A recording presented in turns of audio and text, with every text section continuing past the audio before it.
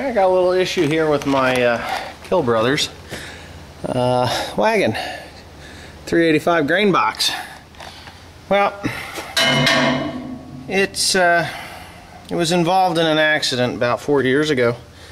Yeah, maybe 3-4 years ago. The front axle bolt up there that holds that spindle on, right there, that big old bolt right there, it broke. And when it did that, it went down in a ditch, and it actually collapsed this rail here. So I put a piece of channel iron there on there to straighten it up, and it's working so far. I mean, to a point it's working so far, but now I see that it's crushing there. So I got a 30-ton jack in there. I'm going to jack it up, and it's actually breaking there too, so I'm going to have to do some welding, but that's what the snap-on welder's for. So a couple things. I'm actually going to, this rail here is kicking out, you know, from the mount there, so I'm going to have to squeeze that back together, throw a new bolt in there, and draw it up as tight as I can. But first things first, I'm going to jack her up. Hopefully I can do this one-handed, which I'm not going to be able to, so I'll have to put this down. I got it so that I can jack it up one-handed. It's really starting to crush that 2x4. I don't know if it's going to hold up or not. 32. Woohoo! Boy, that was neat. That, boys and girls, is why, well, I don't know that's why. But that jack went flying there. It's a good thing it was flying in the other direction. So I'm kind of thinking I'm going to have to do something a little different, because I kind of value my hands, fingers, toes, nose, face, you know, anything like that. All right, plan B. This might work a little better. Still going to be dangerous.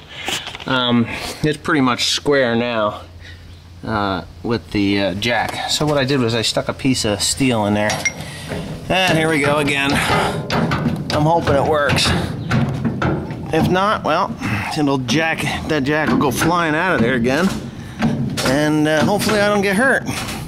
So I'm going to stand behind that piece of steel just in case something crazy does happen. Oh, get my fingers pinched. And you can see up in there, it's just really not being very cooperative. What I think I'm going to do is just raise that thing up as best I can and weld a piece of angle iron across here and then to there so it holds it up. I'm also going to have to do something here, because if you see that, it's gone south.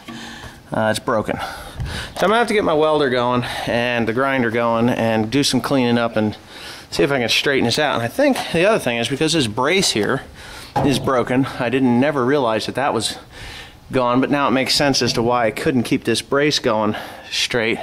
I'm gonna jack this back apart between here. As you can see, it's tilted away from there. I'm gonna jack it back across and throw a piece of channel iron or something in there, try to shore it up a bit. But for now, I'm just gonna get that there gap closed up and get a piece of angle iron and lay it on there, weld it up. Okay, here we go. All right, I had company in the shed when I welded that up. So what I did was, they didn't want to be on YouTube. I know that. But anyways, I welded it up on the top there, ground it, put it in there, and then same thing here. Got a little Swiss cheesing there because it was a gust of wind came along and blew my shielding gas away, and I know that's what happens when it does that.